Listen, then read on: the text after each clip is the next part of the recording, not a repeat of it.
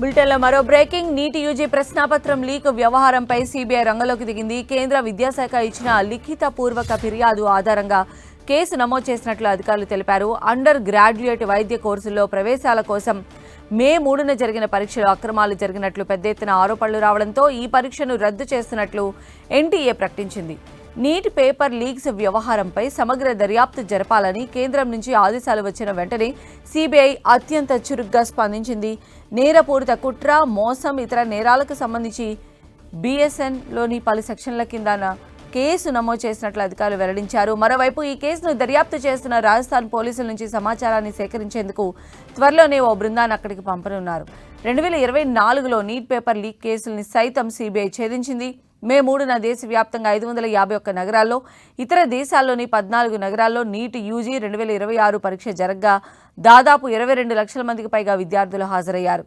Neat paper leakage కేసులో పోలీసులు పురోగతి సాధించారు. NEET paper leakage mastermind రాజస్థాన్కు చెందిన మనీష్ యాదవ్ను పోలీసులు అరెస్ట్ చేశారు. పేపర్ లీకేజ్ కేసులో ఇప్పటివరకు 15 మంది అరెస్ట్ అయ్యారు. పోలీసుల దర్యాప్తులో నిందితులు నాసిక్లో పేపర్ను ముద్రించినట్లు గుర్తించారు. పరీక్షకు 42 గంటల ముందు పేపర్ లీక్ చేసినట్లు పోలీసుల దర్యాప్తులో తేలింది. మే 3న నిర్వహించిన నీట్ యూజీ పరీక్షలో ప్రశ్నాపత్రం బయటకు వచ్చినట్లు రాజస్థాన్ పోలీసుల ప్రత్యేక దర్యాప్తులో బయటపడింది. కోచింగ్ సమయంలో విద్యార్థుల సౌలభ్యం కోసం తయారు చేసే గెస్ట్ పేపర్లోని 120 ప్రశ్నలు నీట్ పరీక్షలోని అసలు ప్రశ్నాపత్రంతో సరిపోవడంతో లీకేజ్ అంశం వెలుగులోకి వచ్చింది. దీంతో నీట్ పరీక్ష నిర్వహించే ఎన్టీఏ పరీక్షను రద్దు చేసి రీ ఎగ్జామ్ నిర్వహించనున్నట్లు ప్రకటించింది. నీట్ పరీక్ష మళ్లీ నిర్వహించాలని నేషనల్ టెస్టింగ్ ఏజెన్సీ నిర్ణయించింది. త్వరలోనే నీట్ యూజీ పరీక్ష తేదీలు ప్రకటిస్తామని తెలిపింది. విద్యార్థులకు ఊరటనిచ్చేలా ఇప్పటికే చెల్లించిన పరీక్ష ఫీజును తిరిగి రిఫండ్ చేయనున్నారు. మళ్లీ నిర్వహించే పరీక్ష కోసం విద్యార్థులు ఎలాంటి అదనపు ఫీజు చెల్లించాల్సిన అవసరం లేదు.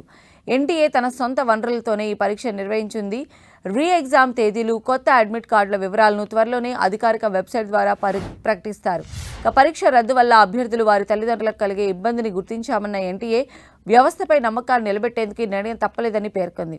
మరోవైపు నీట్ పరీక్ష రద్దు కావడంపై విద్యార్థులు తీవ్ర ఆవేదన వ్యక్తం చేస్తున్నారు.